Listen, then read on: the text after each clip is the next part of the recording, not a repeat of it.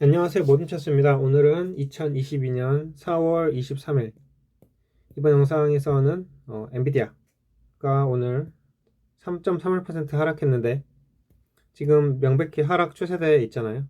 그래서 지난 영상에서 엔비디아가 전성기가 끝났다는 기사를 읽어봤고 그 다음에 또 어떤 문제가 있다라는 두 가지 기사를 읽어봤습니다. 그러면 이대로 완전히 폭망한 걸까요? 이번 기사에서는 여기 이제 상승의 여지가 있는지에 대해서 알아보겠습니다. 자, 모틀리 풀 기사. 엔비디아가 시총이 2025년까지 1조 달러가 될 수 있을까? 기사가 작성된 날은 미국 시간 4월 22일입니다. 자, 키포인트는 지난 5개월 동안 엔비디아 시총이 3분의 1이 날아갔습니다. 거의 시총 1조 원 달성을 앞두고 금리 인상 이슈와 PC 시장 침체 우려로 하락했습니다. 엔비디아는 아직 12 제로 클럽에 가입할 수 있지만 3년 이상 걸릴 수도 있습니다. 네, 본문입니다. 엔비디아는 작년에 거의 12 제로 클럽에 가입할 뻔했지만 다시 돌아오기까지 시간이 걸릴 수도 있습니다. 엔비디아 주가는 2021년 11월 29일 최고점인 333.76달러를 찍었고 그때 시총이 8,340억 달러였습니다. 그 당시 엔비디아는 1조 달러 회사가 된 것으로 보였습니다. 그러나 사상 최고치를 찍고 엔비디아 주가는 시총의 3분의 1 이상 하락하여 5,500억 달러 이하로 떨어졌습니다. 이런 상승장은 금리 인상 과속화로 인한 고성장주 매도세 그리고 포스트 코로나 락다운으로 인한 PC 판매 침체에 대한 우려로 끝났습니다. 엔비디아가 상승 모멘텀을 다시 얻고 결국 2025년까지 12 제로 클럽에 들어갈 수 있을까요? 엔비디아는 침체 사이클에 들어갔을지도 모릅니다. 엔비디아 주식은 작년에 게이밍과 데이터 센터, GPU 비즈니스가 코로나 팬데믹 내내 화려하게 성장하여 최고치를 찍었습니다.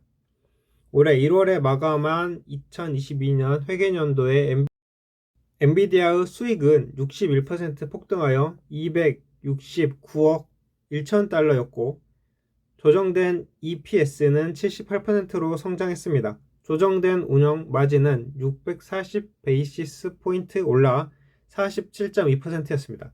이렇게 성장하게 확고한 게이밍과 데이터 센터, GPU 매출 덕입니다. 다음 3회계년도 이상 분석가들은 엔비디아가 하락 사이클로 들어와서 성장이 둔화될 것으로 예상하고 있습니다. 긍정적인 측면에서 그들은 GPU 시장에서 향상된 규모와 가격 결정력의 혜택을 받기 때문에 조정된 영업 마진이 지속적으로 증가할 것을 기대합니다. 자, 여기 표를 보시면 수익 성장은 지속적으로 하락세, 그 다음에 조정된 오퍼레이션 마진은 그래도 성장세에 있습니다. EPS 그로스는 이렇게 갔다가 올라갔다가 다시 내려가는 걸로 보이고 본문을 계속 읽겠습니다. 이러한 예상이 맞다면 엔비디아는 2025년 회계연도에 6.59달러의 수정 EPS와 456억 4천만 달러의 매출을 창출할 것입니다. 엔비디아는 현재 매출의 16배, 2023 회계연도의 EPS 수정치 50배에 거래되고 있습니다. 엔비디아가 2024 회계연도 말에 이런 예상 수치로 거래되고 예상치를 달성한다면 시가총액은 약 7,300억 달러가 될 것입니다. 하지만 이런 시총은 엔비디아 수익과 어닝을 따져봤을 때 너무 많은 것입니다. 그러므로 저는 엔비디아가 GPU 시장에서 침체 사이클에서 고군분투하고 있으므로 다음 3년에 엔비디아의 시총이 5천억 달러에서 7천억 달러 사이에 있을 것으로 봅니다. 자, 엔비디아의 단기 역풍. 악재죠.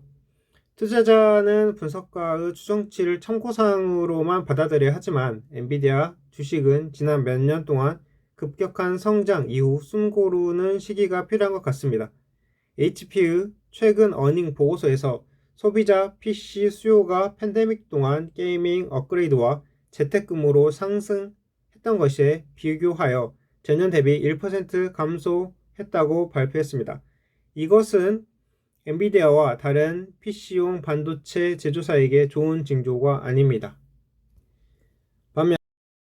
반면에 데이터 센터 오퍼레이터들은 아마 포스트 락다운 시장에서 클라우드 기반 서비스를 줄이려고 AI 업무로 엔비디아 GPU를 더 적게 구매했을 수 있습니다. 투자자들이 위험 자산에서 떠나고 가상화폐에 대한 관심이 줄어들면서 게이밍 GPU와 가상화폐 채굴 전용 반도체의 판매도 또한 제한된 것입니다. 문제를 더 악화시키는 것은 인텔이 그들의 반도체를 출시하여 엔비디아와 AMD의 개별 GPU 독점 시장을 교란시킬 것이라는 것입니다. 인텔이 그들의 CPU에 묶어서 판매하는 GPU는 게이밍 시장의 침체로 엔비디아와 AMD에 더한 고민거리를 만들 수 있습니다.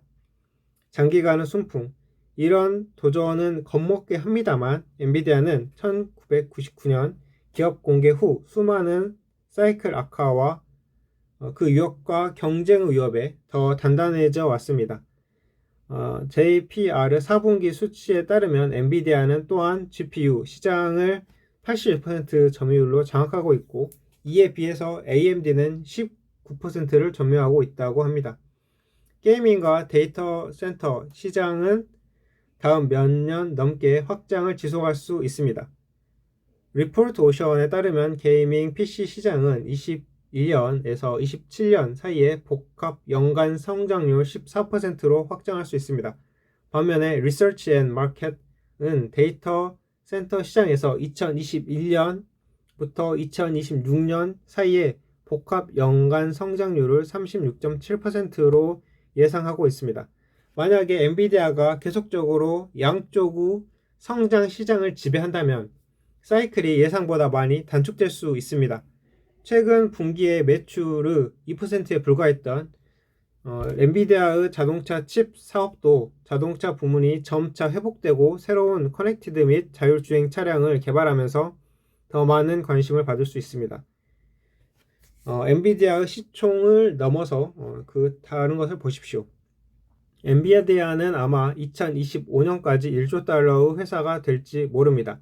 그리고 지난 3년간 380% 랠리로 계속 상승할 거라고 보고 투자했다가 망한 투자자들은 이런 예상치에 좀 실망을 했을지도 모릅니다. 그러나 주장하건대 엔비디아의 주가가 지금 조정받았다가 시장 기대치를 재설정하는 것이 폭주하는 평가에서 벗어나는 것보다 훨씬 나을 것입니다. 엔비디아의 주식은 향후 3년 동안 훨씬 더 낮은 수익을 창출할 수 있지만 투자자들은 아직 엔비디아를 포기해서는 안 됩니다. 장기적인 순풍은 여전히 주식을 새로운 사상 최고치로 끌어올릴 수 있습니다. 자, 여기까지 기사가 끝났습니다.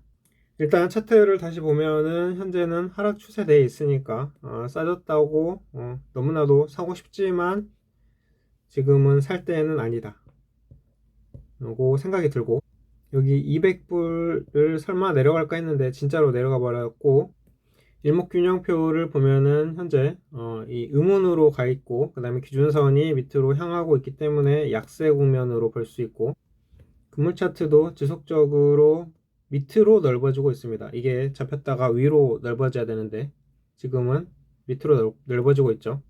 자, 볼린저 밴드를 보면은 볼린저 밴드는 이렇게 구간이 폭이 좁아졌다가 넓어질 때 이때 매수를 하는 타이밍으로 보는데 지금은 한창 넓어져 있고 그 다음에 기준선마저 이렇게 내려가고 있기 때문에 지금은 매수할 때가 아니다.